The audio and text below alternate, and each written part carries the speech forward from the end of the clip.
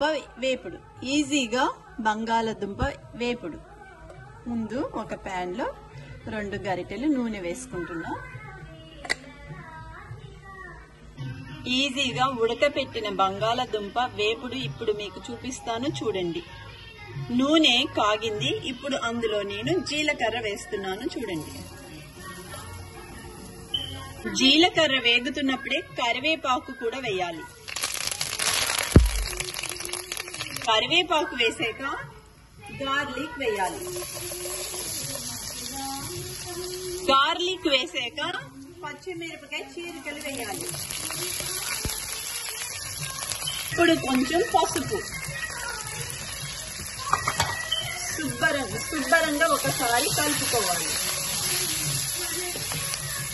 తరువాత సాల్ట్.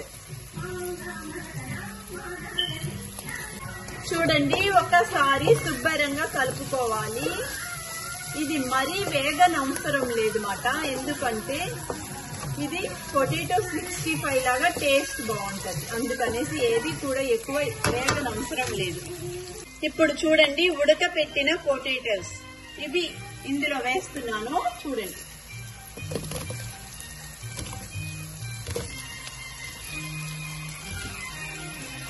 శుభ్రంగా ఇవి కలుపుకోవాలి. ఈజీగా బంగాళదుంపలు ఉడకపెట్టినవి ఫ్రై చేయడం ఎంత ఈజీ అంటే అంత ఈజీ. ఇది కొంచెం వేగాలి మాట, అందుకని చిన్న మంటలోనే పెడతాను. ఈ ఫ్రై చాలా బాగుంటది. 5 నిమిషాలు మూత పెడుతున్నా. ఇప్పుడు మూత తీసి బంగాళదుంప వేపుడు ఒక్కసారి చూడండి. చిన్న మంటలో పెడితే క్రిస్పీగా వేగుతాయి. ఇవి పిల్లలు ఎంతో ఇష్టంగా తింటారు, ఎందుకంటే పచ్చిమిరపకాయ గార్లిక్ అంటే చాలా ఇష్టపడతారు. అందుకని పొటాటో 65 ఉడకబెట్టుకున్న బంగాళదుంపల వేపుడు. చూడండి ఎంత ఈజీగా బంగాళదుంప వేపుడు రెడీ అయిపోయిందో.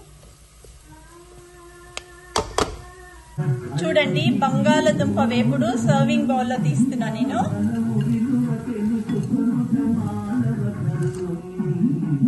రెడీ బంగాళదుంప వేపుడు.